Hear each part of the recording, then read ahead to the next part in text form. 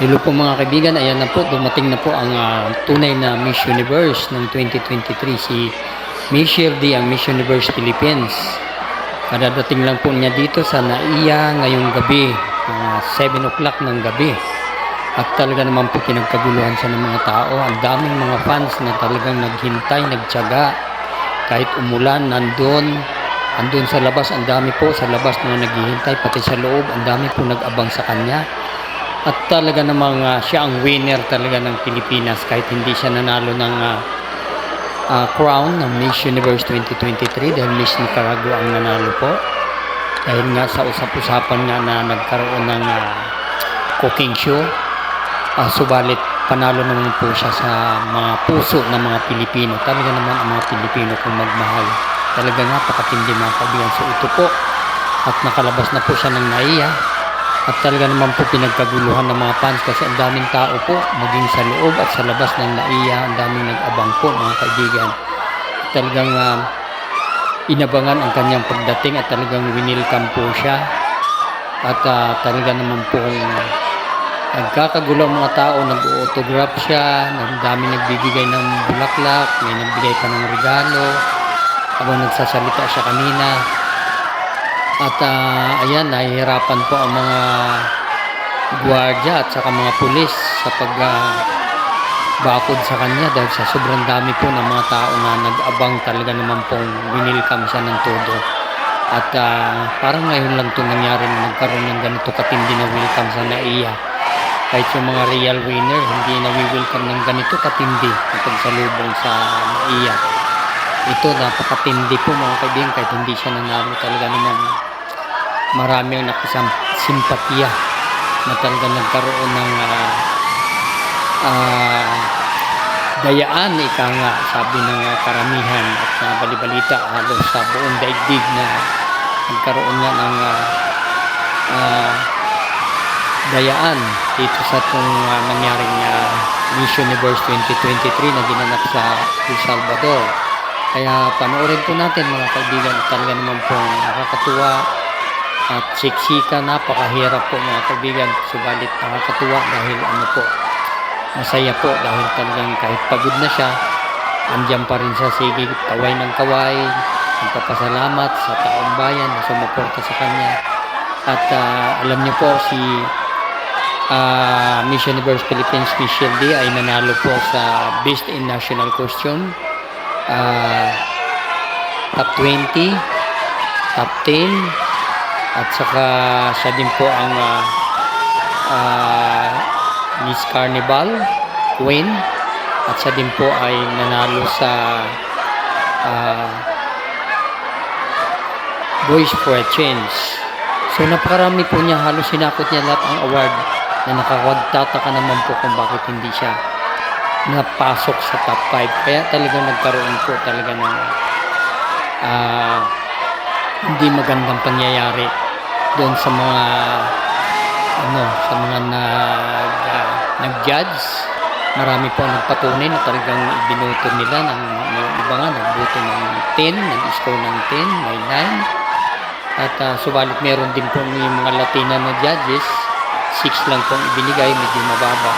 Pero ganun pa man dapat nakapasok po siya sa top 5. Kasi sa dami po ng napanalo ng award, natakot po sila dala ng tungang si Michelle D ay nagtapos sa Harvard at matalino po, magaling at talagang pinaghandaan niya po itong Miss Universe 2023 ng halos isang taon. Nakakapanghinayang, subalit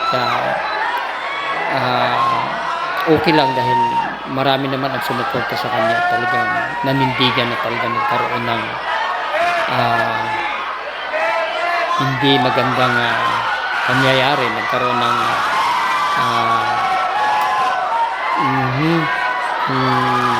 dayaan, sabi nga nila.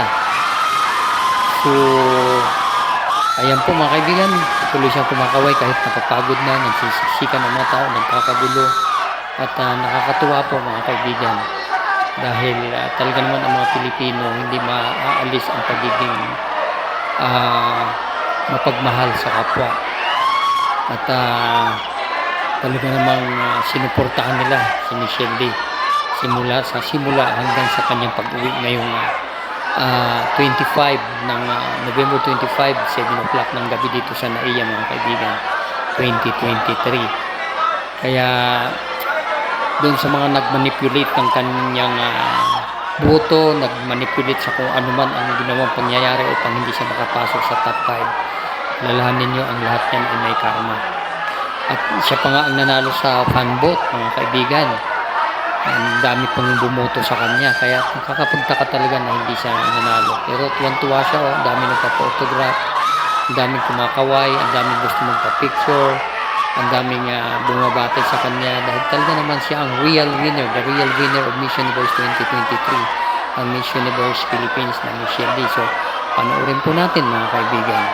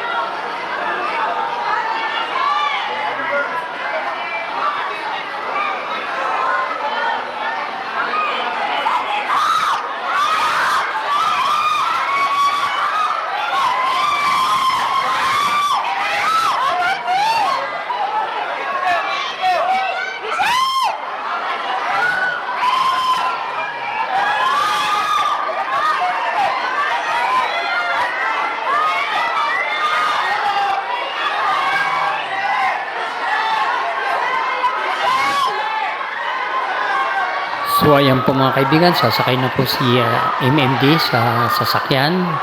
Sa wakas, nakasakay na rin at ayan po si Miss Shamsi Sopsop, ang isa sa namamahala sa Miss Universe Philippines mga kaibigan. At pakinggan po natin ang kanyang sasabihin tungkol sa pagkakagulo ng mga tao na nag-welcome kay Michelle Day mga kaibigan.